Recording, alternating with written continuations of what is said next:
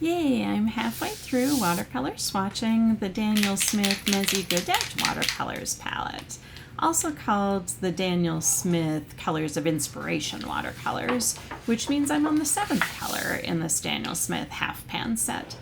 Let's explore Daniel Smith Phthalo Blue swatches today in 3 values of Daniel Smith Phthalo Blue swatching.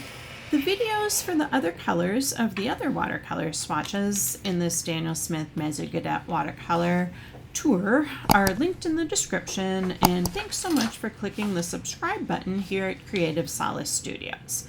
While I'm setting up the back of this art journal page for the next watercolor swatch, I'll take a moment to mention why I enjoy painting watercolor swatches in different ways and on different types of paper too. It's like a warm-up for me, not only to record what the colors look like so I'll remember them, but also as a relaxing practice to get my creative muscles engaged, almost like a little ritual of exploration and mindfulness.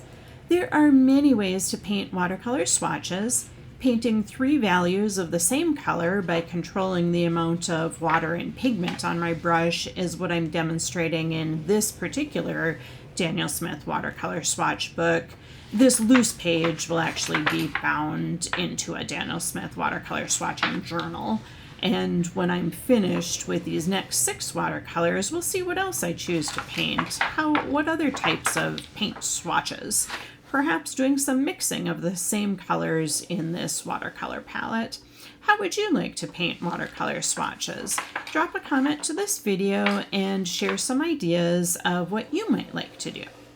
So we are getting ready, creating the grid pattern here for the Phthalo Blue swatch. The first Phthalo Blue swatch will be the lightest value.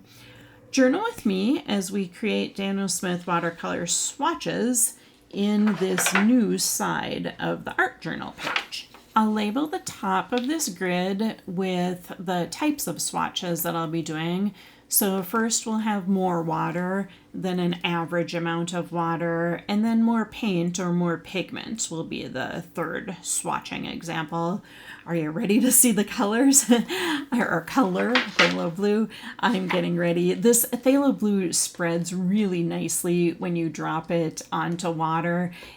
Each watercolor kind of acts a little bit differently, and Phthalo Blue is a really bright blue and it just moves around on the water very easily. I enjoy this color a lot.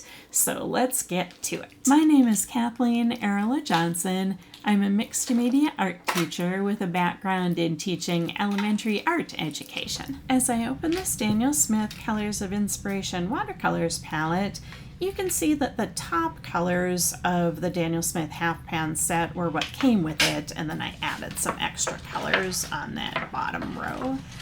This first watercolor swatch of Phthalo Blue will be the Phthalo Blue light value.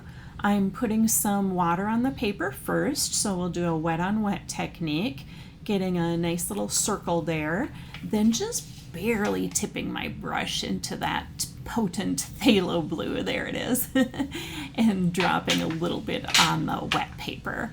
Look how it just moves and spreads out on its own already. I barely have to do anything with that one and it's finished. The medium value, I'll just use that same brush and start out the next swatch right there. Then dip a little bit more into the Phthalo Blue color of paint so we get more of an average amount of paint to water ratio, and see how that looks. That's how the color usually looks if I'm not thinking about or concentrating on changing the value. This darkest value out of the 3 will have more paint on my brush. I didn't dip it back into the water, but I will dip it back into the paint so we can get a deeper color of the Phthalo Blue, the Daniel Smith Phthalo Blue.